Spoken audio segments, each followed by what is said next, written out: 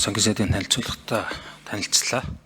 Тэгэд Монгол Улсын бас энэ гадаад зээл тусламжийн ашиглалт Монгол Улсын одоо энэ өнөөдөр хүртэл авч явж байгаа байдал дээр сангийн яамныхан танаа багийнханд бас талархал илэрхийлмээр байна.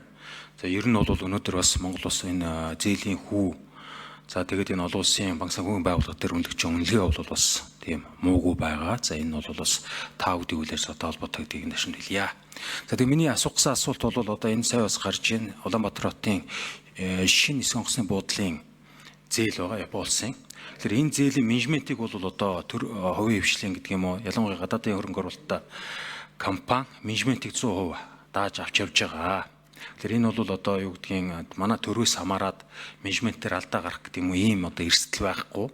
За дээр нь одоо энэ дээр ажиллаж байгаа аж ахуйн нэгж маань өөрөө бол улсын төсөвт одоо орлого оруулдаг. Орлого оруулахад бол 3 бүтцтэйгээр тийм ээ дотроо задаргаатайгаар орлого оруулж байгаа. Нэг нь бол одоо концессийн үйл ажиллагааны төлбөр, за компани одоо хувийн ноогдлаа шиг, за тэгээд татврын орлого гэсэн юм одоо орлого оруулж байгаа сайн төслийн нэгэ. Тэгэхээр энэ одоо нэмж ийм одоо төсөл хэрэгжүүлэх боломжтой. Тухайлбал одоо манай энэ бомбтын байт юм уу авто замын төслүүд дээр ийм маягаар одоо зээл авахд боломжтой юу? Аль эсвэл одоогийн одоо таны бас урдж байгаагаар нөгөө улсын зээлийн одоо таацтай холбоотойгоор ч юм уу ингээд хязгаарлалт орж байгаа зүйлүүд бий юу гэдэг дээр бас та бүхэн тайлбар хэлээч гэж хүсэж байна. За тулах шинэ асуултанд хариулъя. 7 номер сангийн сайд. За тулах шинд баярлалаа. Тийм ээ бид энэ сүүлийн жилүүдэд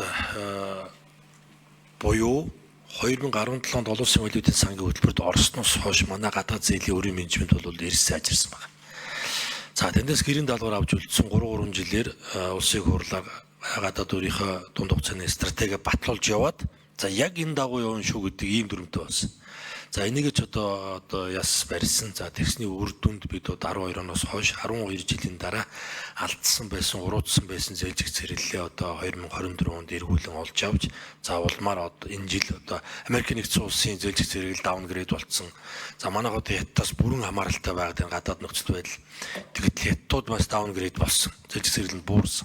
Харин манайх одоо энэ жил бидний хэвээр нь хадгалж чадж байгаа нь гадаад өрийн менежмент одоо гадна талдаа хэрхэн яаж үнэлж байгааг харуулж байгаамаа. Энийг та тодруулж хэллээ баярлалаа. За тэгэхээр цаашдаа юм байна. За цаашдаа бид одоо гадаад өрийнхөө хэмжээг нөө дотоодын бүтээгдэхүүн тэлхийн хэрээр тэр орон зайгаар нэмэхгүй яваад бариад яваад байгаа. Хэдхэн жилийн өмнө нөгөө 80% хүрж байсан энэ харьцаа маань одоо ингээд үндсэндээ 40% дээр ингээд докторчичлаа. За яг хуу одоо эн чинь нөгөө мөчлөг сөрөөд энэ нөөцсөн орон зайгаа бид нар уг нь ашиглаж ивэл зүгээр байгаа юм. Гэтэл нөгөө хязгаарууд дотроо багтаад бид энийг ашиглаж чадахгүй. Яг төсвийн хязгаар дотроо. За тийм учраас эсвэл төсвийн хязгаарыг энийг шинжилсэн байдлаар зохицуулалтаа хийх эсвэл бүр одоо нэмж дахиж ерөөсөө ийм зээл авахгүй байх л ийм л хоёр арга зам болчиход байгаа юм. За тийм учраас яг олон улсын практик жишээнүүд байна. За ийм акроss бүртэй ийм одоо хэлбэрлүү шилжиж байна. За эсвэл одоо улсын хурал дээр үнэхээр одоо өр өгөөчтөө ирээдүйд энэ зээл нь одоо төсөвд эрсдэл авчрахгүй юм байна. Өөрийгөө нөхөд төлчих юм байна гэдэг ийм олон шалгууруудаа тавиад за энэнийхээ ашиглалтыг бас ингээд төсвийнхөө өөр одоо дүрмээр зохицуулт хийгээд явдаг ч юм уу. Ер нь ийм одоо боломж бас ийм гаргалгаанууд бол байна гэдгийг засгийн газрын зүгээс бол удаадараа ингээд ярьж хэлж байгаа. Тэгээд одоо цаашдаа яг энийг л бид одоо салаа замынхаа ийм үзүүр дээр ирсэн байна. За тийм учраас энийг л нэг тийш нь болгох юм шаардлагатай болж ирж байгаа. Яг цаг хугацаа цаг үеийн байдал маань.